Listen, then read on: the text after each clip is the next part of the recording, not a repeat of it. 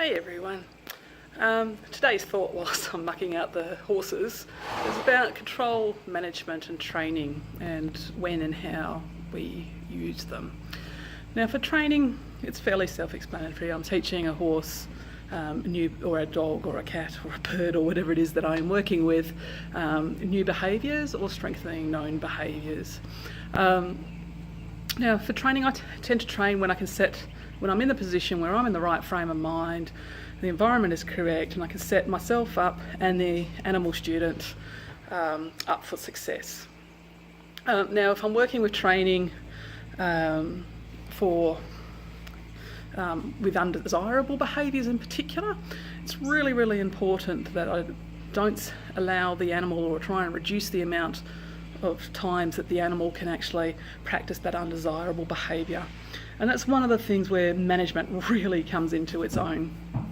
And that's basically setting up a situation where the animal's not going to show the undesired behaviour, or it doesn't have the opportunity, doesn't feel the need to practice it, depending on what the undesired behaviour it is.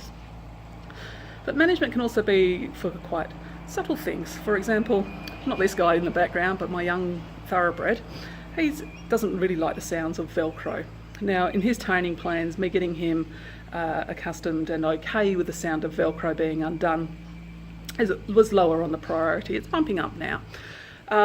So I looked, rather than giving him a fright every time I had to use Velcro, for example on his fly veil or his summer sheet, which when I bought it I didn't know it had Velcro on it,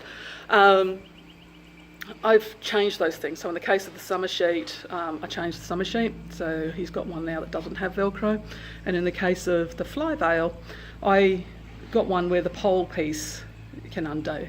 So I just leave the Velcro done up, and I've taught him to put his head into the fly veil just like he does with the halter, and then I do up the fly veil through this pole piece. So I'm avoiding the situation of having to undo Velcro on him.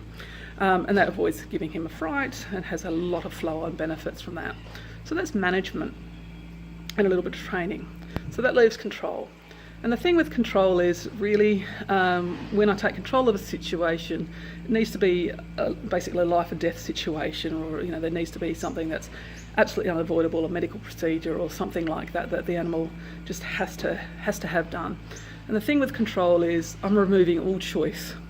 And I'm basically not giving the animal a choice.